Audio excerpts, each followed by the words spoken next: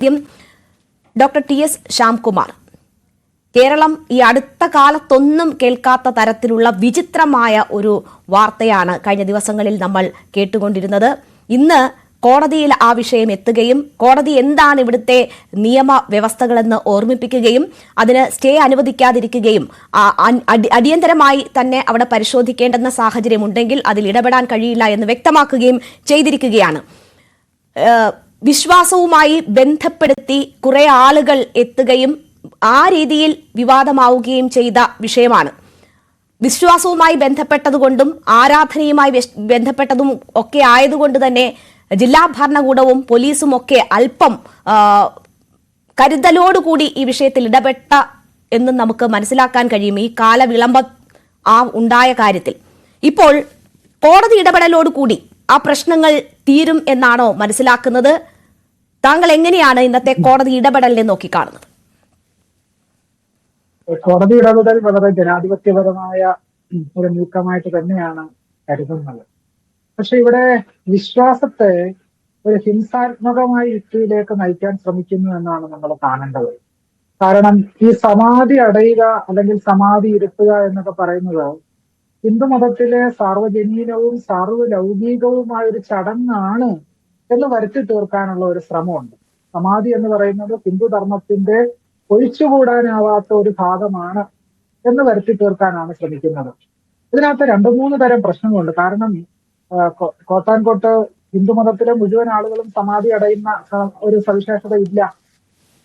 പൊതുവെ സന്യാസിമാരെന്നും ഒക്കെ പറയുന്ന ആളുകള് ചിലപ്പോൾ സ്വാഭാവികമായിട്ടും ഒക്കെ തന്നെ മരിച്ചു കഴിയുമ്പോൾ അവരെ സംസ്കരിക്കുന്ന ഒരു ചടങ്ങിന്റെ പേര് തന്നെ സമാധി ഇരുത്തുക എന്നുള്ളതാണ്. അങ്ങനെയാണ് നമ്മൾ കാണുന്നത്. പക്ഷേ പഴയ ഗ്രന്ഥങ്ങൾ, പതഞ്ജലിയുടെ യോഗസൂത്രം ഉൾപ്പെടെയുള്ള ഗ്രന്ഥങ്ങളും അതുപോലെ തന്നെ നമ്മൾ ഇത്തരം ശൈവ സാധകന്മാരായിട്ടുള്ള ആളുകളെ അവരുടെ അന്ത്യേഷ്ടി ഉൾപ്പെടെയുള്ള സംസ്കാര കർമ്മങ്ങളെ പറ്റി പരാമർശിക്കുന്ന ശൈവാഗമങ്ങളും ഒക്കെ തന്നെ പരിശോധിച്ചാൽ അറിയാം ഇത് വളരെ വിപുലമായ ചടങ്ങുകളോടുകൂടി നടത്തപ്പെടേണ്ട ഒരു ആചാരാനുഷ്ഠാന ക്രമമാണ്. പക്ഷെ ഇവിടെ നോക്കൂ, ഇവിടെ നമ്മൾ എന്താണ് കാണുന്നത്? ഇവിടെ എന്താണ് സംഭവിച്ചതെന്ന് മാലോകർക്ക് അറിയാൻ കഴിയാത്ത ഒരു സവിശേഷ സാഹചര്യം നിലനിൽക്കുന്നത്. എന്താണ് അവിടെ ഉണ്ടായെന്ന് ആർക്കും തന്നെ അറിഞ്ഞുകൂടാ. എവിടെയാണ് ഒരു സമാധിയുടെ ചടങ്ങുകൾ ഇത്രയും ഗുഹ്യതരമായി നടത്തപ്പെടുന്നത്? ഇത്രയും രഹസ്യമായിട്ട് നടത്തപ്പെടേണ്ട സാഹചര്യം എന്താണ്?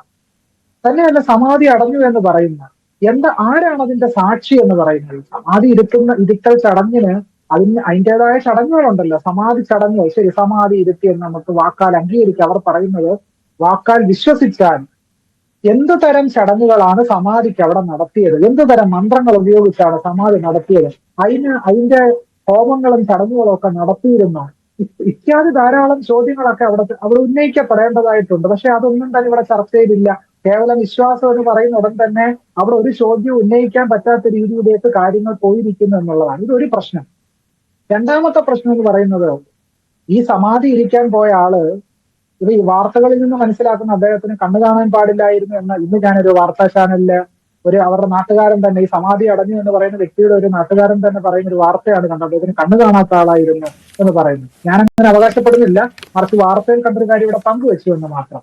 പക്ഷേ വിചിത്രമായൊരു കാര്യം എന്ന് പറയുന്നത്, അദ്ദേഹം സമാധി അടയുന്നതിന് മുമ്പ് പ്രഷറിന്റെ മരുന്ന് കഴിച്ചു, അതുപോലെ തന്നെ ബ്ലഡ് ഷുഗറിനുള്ള ഇൻസുലിനും എടുത്തിട്ടാണ് സമാധി അടയാനായി പോയത് എന്നാണ് പറയുന്നത്.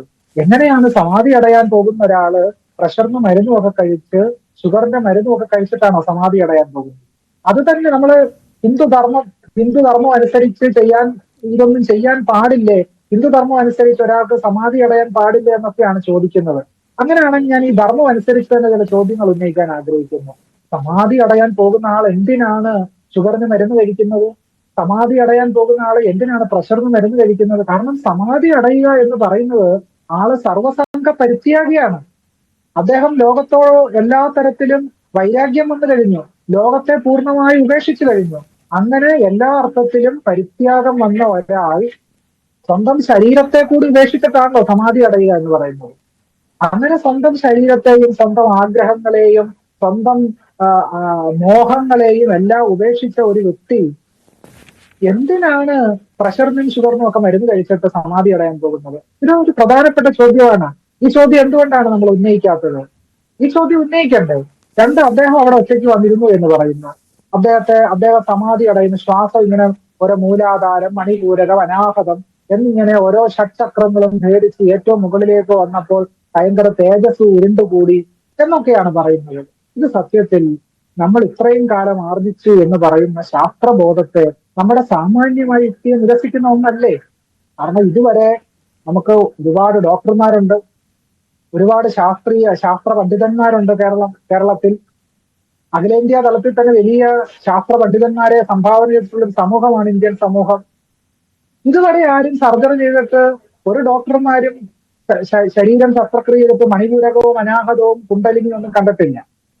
അപ്പൊ ഇത്തരം കഥകൾ പറഞ്ഞ് മനുഷ്യ സമൂഹത്തെ വഴിതെറ്റിക്കുകയും ഇത്തരം വിശ്വാസ കഥകൾ പറഞ്ഞാൽ ഭരണഘടനയ്ക്കെതിരായി ഒരു യുദ്ധം നടത്താമെന്ന നിലയിലേക്ക് നമ്മുടെ രാജ്യം എത്തിച്ചേർന്നിരിക്കുന്നു എന്നുള്ളതാണ് ഭയാനകമായ ഒരു കാര്യം.